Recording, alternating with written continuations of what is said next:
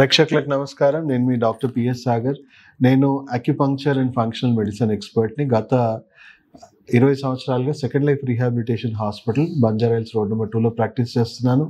మన self health care series మనం ఏదైతే అనుకున్నామో ప్రివెన్షన్ క్యూర్ పరంగా, సో ఈరోజు మనము సెకండ్ లార్జెస్ట్ కిల్లర్ క్యాన్సర్, ఇప్పుడు ప్రపంచవ్యాప్తంగా సెకండ్ లార్జెస్ట్ కిల్లర్ క్యాన్సర్ గురించి ఎలా మనం దీన్ని ప్రివెంట్ చేయాలి, మన దినచర్యను పాటించి మనం ఎలా రాకుండా చేసుకోవాలి, అండ్ ఒకవేళ వస్తే ఎలాంటి వైద్యం ద్వారా మనము దీని నుంచి పూర్తిగా బయటపడే అవకాశాలు ఉన్నాయి, ఏ వైద్యం ఎలా పనిచేస్తుంది అనే పూర్తి అవగాహన మనం తెచ్చుకుంటాము. సో నివారణ చర్యలు కూడా చెప్తాను కాబట్టి లాస్ట్ వరకు కూడా దయచేసి ఈ వీడియోని వినాల్సిందిగా మనవి. సో ఫస్ట్ థింగ్, క్యాన్సర్ అనేది మెల్లిమెల్లిగా థర్డ్ లార్జెస్ట్ కిల్లర్ నుంచి ఈ మధ్య సెకండ్ లార్జెస్ట్ కిల్లర్గా అది అధిగమించింది. అండ్ ప్రపంచంలో ఉన్న ఎక్స్పర్ట్స్ అందరు కూడా భయాందోళన చెందుతా ఉన్నారు, అంటే చెప్తా ఉన్నారు, హెచ్చరికలు ఇస్తూ ఉన్నారు. క్యాన్సర్ త్వరలో హార్ట్ డిసీజ్ని కూడా మించిపోయే అవకాశం దీంట్లో ఎక్కువగా ఉంది. ఎందువల్ల వస్తుంది క్యాన్సర్, రావడానికి కారణాలు ఏంటి? ఫస్ట్ క్యాన్సర్ ఏంటి? క్యాన్సర్ ఏమైనా జీవనశైలి వ్యాధి, ఇదేమి అంటువ్యాధి కాదు. క్యాన్సర్ ఒకరి నుంచి ఒకరికి సంక్రమించేలాగా ఇదేమి వైరస్ బ్యాక్టీరియా నుంచి వచ్చే వ్యాధి కాదు. ఇది పూర్తిగా జీవనశైలి వ్యాధి. జీవనశైలి వ్యాధి అంటే మీకు ఆల్రెడీ చెప్పాను కదా, 90% మరణాలు మనకు జీవనశైలి వ్యాధులతోనే వస్తున్నాయి. అంటే diet, life style, stress, immunity, 4 ఎవరు మెయింటైన్ చేయాలి? డాక్టర్స్ కాదండి, మీతో పాటు నేను అందరం మెయింటైన్ చేయాల్సిన అవసరం ఉంది.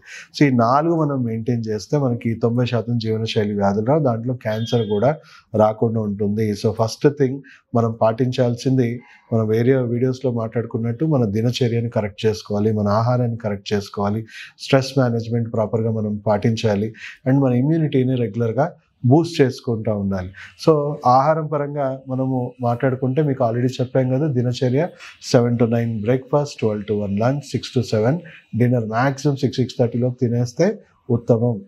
ఎందుకంటే ఆ టైంలో మనకు జఠరాగ్ని అనేది క్రియేట్ అవుతుంది, ప్రాపర్గా తిన్నది అసిమిలేషన్ అవుతుంది. సో టైమింగ్స్ మెయింటైన్ చేయడం, దినచర్య మెయింటైన్ చేయడం ఇంపార్టెంట్.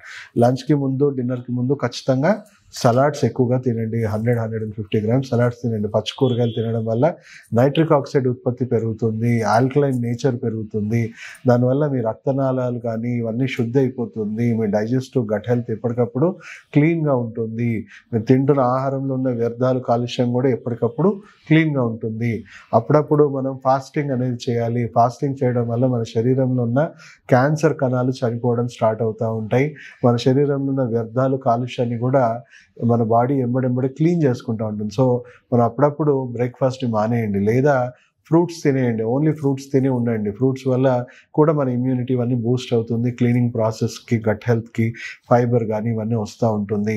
లేదు అంటే హెల్తీ ఆప్షన్స్ మీరు ఫాలో అవ్వండి. బయట ఫుడ్స్ తగ్గించేయండి, మిల్లెట్స్తో ఇలాంటివి కూడా మీరు పాటించండి. వీలైనంత మటుకు రెగ్యులర్గా నాన్ వెజిటేరియన్ ఎక్కువగా తినే వాళ్ళకి పెద్ద రాయితో కొట్టుకునే కంటే చిన్న రాయితో కొట్టుకోవడం బెటర్ అన్నట్టు, ఈ రెడ్ మీట్ ఆపేసి వైట్ మీట్ మీద మనం ఎక్కువగా ఉండడం బెటర్. అంటే ఫిష్ కానీ, లేదా పౌల్ట్రీలో కూడా మనం చూసుకుంటే ఈ నాటుకోడి ఇలాంటివి తినడం బెటర్. లేదా అది కూడా మెల్లిమెల్లిగా తగ్గించుకోవడం మంచిది. లిమిట్స్లో ఉంటే ఇంకా మంచిది. ఎందుకంటే అనారోగ్యాలు ఆల్రెడీ ఉన్న వాళ్ళు నాన్ వెజిటేరియన్ ఎక్కువ తినడం మంచిది కాదు. ఎందుకంటే 48 to 72 అవర్స్ మనకు జీర్ణించుకోవడానికి టైం పడుతుంది. శరీరంలో మనని రికవర్ చేయాలి, అంటే హెల్త్ ఇంప్రూవ్ చేయాల్సిన వ్యవస్థ మొత్తం కూడా దీనికి జీర్ణించుకోవడానికి 3 రోజులు సమయం తీసుకొని అది ఇబ్బంది పడుతుంది. Acids, uric acids, gut health disturb అవుతూ ఉంటుంది. సో తగ్గించుకోవడం మంచిది, లేదా మానేయడం ఇంకా మంచిది. అనారోగ్యాలు ఎంత పీక్స్లో ఉంటే అంత తక్కువ ఉండాలి, లేదా మానేస్తే ఇంకా మంచిది అని మనం చెప్పొచ్చు. తర్వాత మేజర్ కారణం ఏంటి మనం క్యాన్సర్కి? నాకు ఎలాంటి ఇది లేదు సార్, నాకు స్మోకింగ్ హ్యాబిట్ లేదు, ఇది లేదు. ఆల్రెడీ మనందరికి తెలుసు ఈ అలవాట్ల వల్ల మనకి క్యాన్సర్ కారకాలు ఉన్నాయి, క్యాన్సర్ వస్తుందని ప్రతి చోట చూస్తున్నా. కానీ అయినా క్యాన్సర్ పెరుగుతూ ఉంది అంటే వేరే కారణాలు కూడా ఉన్నాయి. మనం చూసుకుంటే మైక్రోప్లాస్టిక్స్, మన శరీరంలో రోజు చేరుకుంటున్న మైక్రోప్లాస్టిక్సే మన శరీరం యొక్క వ్యర్థాలు, కాలుష్యము, మన గట్ హెల్త్, మన ఇమ్యూనిటీని చాలా రకాలుగా ఇబ్బంది పెడుతుంది. సో ఎవ్రీవేర్ మనం చూసుకుంటే మన వాటర్ బాటిల్ ప్లాస్టికే, అన్ని చోట్ల మనం ప్లాస్టిక్ని, ప్రతి దాంట్లో ప్లాస్టిక్స్ని వాడడం మనం ఫస్ట్ ఇమీడియట్గా తగ్గించుకోవాల్సిన అవసరం ఉంది. సో వీలైనంత మటుకు మీరు బయటకు వెళ్ళి తాగే ఒక టీ కూడా చూసుకోండి, మీకు చిన్నగా దాంట్లో ప్లాస్టిక్స్ అనేవి ఈవెన్ పేపర్ కప్లో కూడా మీకు డయాక్సిన్స్, క్యాన్సర్ కారకాలు ఉన్నాయి. సో మీ గ్లాస్ మీరు పట్టుకొని వెళ్ళండి, మీ మీ బాటిల్ మీరు మెటల్వి యూజ్ చేయండి. సో వీళ్ళంత మటుకు ప్లాస్టిక్స్ని అవాయిడ్ చేయడం మంచిది. ఇప్పటి వరకు చాలా నష్టం జరిగింది, అపారమైన నష్టం జరిగింది. ఇంకా ఫర్దర్ నష్టం అవ్వకుండా మీ పిల్లలకు కానీ మీరు కానీ ప్లాస్టిక్స్ నుంచి మీరు పూర్తిగా దూరం అవ్వండి. దినచర్యని సరిగ్గా పాటించండి. Compulsory 9 o'clock to morning 5 o'clock నిద్రలో ఉండాలంటే 8 o'clock లోపు నిద్రపోండి. ఎందుకంటే మీ బాడీ రిపేర్ చేసుకోవాల్సిన time night 9 o'clock to morning 5 o'clock. Compulsory సూర్యరశ్మి పొద్దున ఒక 2 గంటలు మనకి పొద్దున సూర్యోదయం సమయంలో మనకు వచ్చే రేస్ ఏవైతే ఉన్నాయో విటమిన్ డి ఒకటే కాదండి, మన శరీరంలో మన బ్రెయిన్లో రకరకాల కెమికల్స్ని అది రిలీజ్ చేస్తూ ఉంది, పాజిటివ్ కెమికల్స్. దానివల్ల మన ఇమ్యూనిటీ ఇవన్నీ మంచి చక్కగా బూస్ట్ అవ్వడానికి ఇది బాగా హెల్ప్ అవుతూ ఉంటుంది. స్కిన్ క్యాన్సర్ ఇలాంటివి కూడా ఇప్పుడు యూవీ రేస్ అంటే మనం ఒక 2 గంటల తర్వాత ఇప్పుడు ఓజోన్ పొర డిప్లీట్ అయిపోయి మనకి హార్మ్ఫుల్ కిరణాలు మన స్కిన్కి, చర్మానికి తగలడం వల్ల స్కిన్ కూడా క్యాన్సర్ వచ్చేసే అవకాశం ఉంది. కాబట్టి ఓన్లీ మనం సూర్యోదయం తర్వాత 2 గంటలే స్వచ్ఛమైన మనకు సూర్యకిరణాలు మనకు ఆరోగ్యాన్ని ఇచ్చేవి. సో సూర్యోదయం, సూర్యాస్తమం ముందు కూడా ఒక 1 hour బిఫోర్ మనకు వస్తుంది. మిగతా టైంలో స్కిన్ సెన్సిటివ్ ఉన్న వాళ్ళు పాటించాలి కంపల్సరీ. మనకి సన్ స్క్రీన్లు కాదండి, మీకు క్లాత్వే వస్తున్నాయి, ఫుల్ స్లీవ్ వస్తున్నాయి. ఫుల్ స్లీవ్ వేసుకోండి, క్యాప్స్ వేసుకోండి. అంటే తప్పదు నేను వెళ్ళాలి అన్నప్పుడు ఇప్పుడున్న పరిస్థితుల్లో మనం అలాంటి మాడిఫికేషన్స్ చేసుకోవడం అవసరం. సన్ స్క్రీన్స్ కూడా చాలామందికి క్యాన్సర్స్ తీసుకొస్తూ ఉన్నాయి అనేది మనకి తెలుస్తూ ఉంది. సో వీలైనంత మటుకు జంక్ ఫుడ్కి కంప్లీట్గా దూరం ఉండండి, అవుట్ సైడ్ ఫుడ్స్కి అంతా కూడా దూరంగా ఉండండి. ఎందుకంటే బ్యాడ్ ఆయిల్స్, బ్యాడ్ వేలో కుకింగ్ కానీ, లేకపోతే ఎక్కడో ఫ్యాక్టరీలో చచ్చిపోయిన ఆహారాలు మనకి కెమికల్స్ ద్వారా మన ఇంటికి చేరుతూ ఉన్నాయి. సో ఆబ్వియస్లీ దాంట్లో మైక్రో ప్లాస్టిక్స్ కానీ, ఎన్నో పామ్ ఆయిల్స్ కానీ, అనవసరమైన టాక్సిక్ ఫుడ్స్ అన్నీ కూడా మనం తినడం ఆపేసేయాలి. వీలైనంత మటుకు plant based foods, healthy foods, మన ఇంట్లో హెల్దీ ఫుడ్స్ని మనము పాటించడం మనకి ఎంతో రకంగా ఆరోగ్యం అనేది ఇస్తుంది. ఇది నివారణ చర్యలు. ఆల్రెడీ వచ్చిన వాళ్ళ పరిస్థితి ఏంటి, వాళ్ళకి ఎలాంటి వైద్యం అందుబాటులో ఉంది, ఎలాంటి వైద్యం తీసుకుంటే మనకు రివర్స్ అయ్యే అవకాశం ఉంది. చూసుకుంటే అందరూ క్యాన్సర్ రాగానే మనం ఇమ్మీడియట్గా మనం తీసుకునేది రొటీన్ ట్రీట్మెంట్స్ మనం మాట్లాడుకుంటే ఫస్ట్ సర్జికల్గా దాన్ని రిమూవ్ చేసిన వెంటనే మన హెల్త్ ఇంకా వరస్ట్గా పాడైపోతుంది. ఎందుకంటే మన శరీరంలో ఉన్న కాస్తో కూస్త ఇమ్యూనిటీ ఎంతో పోరాడి ఒక ట్యూమర్ రూపంలో దాన్ని భద్రపరిచి పెట్టింది. సో అది ఇచ్చిన వెంటనే, మనం సర్జరీ చేసిన వెంటనే ఆ కణాలు మన రక్తంలో కలిసిపోయి విపరీతంగా స్ప్రెడ్ అయిపోతూ ఉంటుంది. కాబట్టి డాక్టర్ ఇమ్మీడియట్గా సెకండ్ స్టెప్ ఇమ్మీడియట్గా మీకు రేడియేషను లేకపోతే ఇమ్మీడియట్గా కీమోథెరపీ చేసేసి మనము క్యాన్సర్ కణాలను చంపేయాలని చెప్పేసి మనకు చెప్తూ ఉంటారు. సో రకరకాల స్టడీస్ మనకు చెప్తా ఉన్నాయి. మనకు అత్యంత క్యాన్సర్ కారకాలు ఏంటి అని అంటే వైద్యం. మనం చూసుకుంటే రేడియేషన్ వల్ల విపరీతంగా మనకి క్యాన్సర్స్ మళ్ళీ రిలాప్స్ అవుతూ ఉన్నాయి. కీమోథెరపీ కూడా హైలీ క్యాన్సర్స్. అంటే ఆ పూట మనము మంచి కణాలని చంపేస్తున్నాము, ట్రీట్మెంట్ తీసుకొని చెడు కణాలని చంపేస్తున్నాం. దాదాపు 70-80% క్యాన్సర్ పేషెంట్స్ ఎవరైతే మెడికల్గా ట్రీట్మెంట్స్ తీసుకుంటా ఉన్నారో వాళ్ళు క్యాన్సర్తో చనిపోవట్లేదు, వాళ్ళు రేడియేషన్, కీమోథెరపీ తట్టుకోలేక చనిపోతున్నారు. మీరు వీడియోస్ చూడొచ్చు. పేషెంట్ వైద్యం తీసుకోకముందు వాళ్ళ ఫోటో తీయండి, తీసుకున్నాక వాళ్ళ పరిస్థితి ఏంటి. ఈ 2 ఫోటోని పక్కన పెట్టుకొని ఎవరికి క్యాన్సర్ని పోరాడే శక్తి ఉంది అని మీరే జడ్జ్ చేసుకోగలరు. అంటే వైద్యం తీసుకోకముందే వాళ్ళు క్యాన్సర్ పోరాడే శక్తి ఉంది. ఆ పోరాడే శక్తినే మనం పెంపొందించాలి. ఫంక్షనల్ మెడిసిన్లో మేము నేర్పిస్తుంది అదే. సో ఫంక్షనల్ మెడిసిన్ ప్రత్యేకత ఏంటంటే ప్రివెన్షన్ అండ్ క్యూర్. ఇంకొక స్టేజ్ పెరగకుండా ఫస్ట్ మీ దినచర్యలో మీరు ఎక్కడెక్కడ తప్పులు చేస్తున్నారు, ఆహారంలో ఎక్కడెక్కడ తప్పులు చేస్తున్నారు ఇమ్మీడియట్గా మనం కరెక్ట్ చేస్తాం ఫంక్షనల్ మెడిసిన్లో.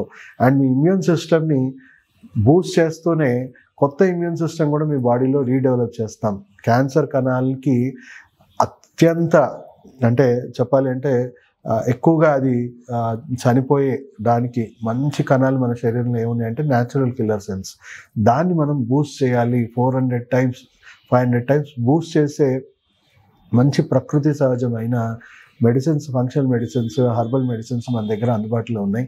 సో వాటి వల్ల మన శరీరంలో క్యాన్సర్ కణాలు విస్తృతంగా మనం చనిపోవడం స్టార్ట్ అవుతూ ఉంటాయి. అవి చనిపోవడము, ఇంకోవైపు మన ఆరోగ్యము రోజు రోజుకి ఇంప్రూవ్ అవ్వడం. సో అలా క్యాన్సర్ని మూలాల నుంచి, రూట్స్ నుంచి ఫంక్షనల్ మెడిసిన్లో మనము రూట్ నుంచి కూడా ఇరాడికేట్ చేసుకోవచ్చు. సో అలాంటి వైద్యం ప్రపంచవ్యాప్తంగా ఇప్పుడు ఫంక్షనల్ మెడిసిన్ ద్వారా వ్యాప్తి చెందుతూ ఉంది. WHO కూడా ఇలా వైద్యం చేసుకోవడం వల్లనే సస్టైనబుల్గా ఉంటుంది, మళ్ళీ మళ్ళీ రిలాప్స్ అవ్వకుండా ఉంటుంది. చూసుకుంటే ఇప్పుడున్న రెగ్యులర్గా కన్వెన్షనల్ ట్రీట్మెంట్స్ ఏవైతే ఉన్నాయో ఇంగ్లీష్ మెడిసిన్ ద్వారా 70%, 80% పేషెంట్స్ ట్రీట్మెంట్ తట్టుకోలేక చనిపోతున్నారు. అండ్ అలాగే ఓ 20% సర్వైవల్ ఎవరైతే అయ్యారో, వాళ్ళు ఇవన్నీ రెసిస్ట్ చేశారో వాళ్ళకి వితిన్ 1 to 2 yearsలో మళ్ళీ క్యాన్సర్ రిలాప్సెస్ అవుతున్నాయి. అండ్ దాని కారకాలు ఏంటంటే ఆ వైద్యమే. సో దీనికి ప్రత్యామ్నాయంగా ఫంక్షనల్ మెడిసిన్ వైద్యాన్ని మనం తీసుకోవాలి. ఎమర్జెన్సీలో ఏదైనా సిచ్యువేషన్స్ ఉంటే మన అలోపతిలో విషంతోనైనా ప్రాణాన్ని కాపాడుకోవాల్సిన సిచ్యువేషన్ వచ్చినప్పుడు విషప్రయోగం చేద్దాం, కానీ ఆరోగ్యం కోసం విషప్రయోగం చేయడమే తప్పు అని చెప్పాలి. సో మీ అందరికీ అవగాహన. అలాంటి కొన్ని కేస్ స్టడీస్ కూడా ఉన్నాయి. ఎన్నో పేషెంట్స్ మన దగ్గర కంప్లీట్గా క్యాన్సర్ రికవర్ అయిపోయి మళ్ళీ నార్మల్ లైఫ్కి వాళ్ళు లీడ్ చేస్తూ ఉన్నారు. సో వాళ్ళు నేను షేర్ చేసుకోలేని టెస్టిమోనియల్స్, ఎందుకంటే వాళ్ళ పర్సనల్ లైఫ్ ఇదవుతుంది కాబట్టి. సో అద్భుతమైన ఫలితాలు కనపడుతున్నాయి. ఫంక్షనల్ మెడిసిన్ గురించి అవగాహన పెంచుకోండి. ఇది సెకండ్ లీడింగ్ ప్రాక్టీస్ అండ్ త్వరలో ప్రపంచ ఆరోగ్య సంస్థ ప్రోద్బలంతో ఇది నంబర్ 1 ప్రాక్టీస్గా అవ్వబోతుంది. ఎందుకంటే దీంట్లో ఎలాంటి సైడ్ ఎఫెక్ట్స్ ఉంటో మీ ఆరోగ్యాన్ని రోజు రోజుకి పెంపొందిస్తున్నాం. ఆరోగ్యం తగ్గితేనే అనారోగ్యం వస్తుంది. ఆరోగ్యాన్ని పెంచడం వల్ల అనారోగ్యం పెరగకుండా పోతుంది. ఇంకా పెంపొందించడం వల్ల మీకున్న అనారోగ్యం మూలాల నుంచి పోతుంది. అదే ఫంక్షనల్ మెడిసిన్ గొప్పతనం. సో దయచేసి ఈ క్యాన్సర్ పేషెంట్స్ ఎవరైతే భయపడుతున్నారో, ఎందుకంటే భయానికే చచ్చిపోతున్నారు 50% పేషెంట్స్. సో అంటారు కదండి, పాము కాటేస్తే 70% పేషెంట్స్ ఎలాంటి విషయం లేకుండా భయంతో వాళ్ళ బాడీలో సెల్ఫ్గా న్యూరోటాక్సిన్స్ క్రియేట్ చేసుకొని చనిపోతున్నారు. అంటే ఆ క్యాన్సర్ యొక్క భయము మన శరీరంలో న్యూరోటాక్సిన్స్ క్రియేట్ చేసి క్యాన్సర్ని ఫీడ్ చేస్తుంది. సో క్యాన్సర్ని ఫీడ్ చేసే ఆహార పదార్థాలు అన్నిటికీ మేము దూరం చేస్తూ మెల్లిమెల్లిగా మీ రోగ నిరోధక శక్తిని ఒకవైపు పెంపొందించుకుంటూ మీ క్యాన్సర్ కణాలని మూలాల నుంచి మనం ఇరాడికేట్ చేసుకోవచ్చు. సో దయచేసి ఈ వీడియో ప్రతి ఒక్కరికి షేర్ చేయండి. సెల్ఫ్ హెల్త్ కేర్ సిరీస్ ఇలాగే కంటిన్యూ అవుతుంది. ప్రతి ఒక్క డిసీజ్ గురించి మీకు మంచి అవగాహన అండ్ డిసీజ్ ఫ్రీ సొసైటీ మా ధ్యేయంగా మేము ఇలాంటి వీడియోస్ చేస్తూ ఉన్నాం. సో ప్రతి ఒక్కరికి ఈ ఎడ్యుకేషన్, అంటే ఎన్నో పనికి మాలిన ఎడ్యుకేషన్స్ ఉన్నాయి. మన ఆరోగ్యం కోసం ఫస్ట్ ఎడ్యుకేట్ అవ్వడం చాలా అవసరం. ఎందుకంటే రియల్ ఎడ్యుకేషన్ ఏంటి అంటే మీరు ఆరోగ్యంగా ఉండడం. మీరు ఆరోగ్యంగా ఉంటేనే ఏదైనా మీకు సాధించవచ్చు మీ జీవితంలో. ఆరోగ్యం మీ చేతిలో లేకపోతే ఏమీ సాధించలేరు. సో క్యాన్సర్ గురించి మీకు ఇంకేమైనా డౌట్స్ ఉన్నా మీరు కింద వీడియోస్లో మీరు పెట్టచ్చు. ఇలాంటి ఇంకా ఎన్నో అవేర్నెస్ మేము కంటిన్యూగా మేము చేస్తూ ఉంటాం. మాకు సపోర్ట్ చేయండి, లైక్స్ చేయండి, సబ్స్క్రైబ్ చేయండి అండ్ అందరికీ షేర్ చేయాల్సిందిగా మనవి చేసుకుంటూ క్యాన్సర్ ఫ్రీ సొసైటీని నెలకొల్పడానికి ఈ వీడియోని ప్రతి ఒక్కరికి చేర్చాలని మీ బాధ్యతగా కోరుకుంటూ సెలవు తీసుకుంటూ మీ డాక్టర్ సాగర్.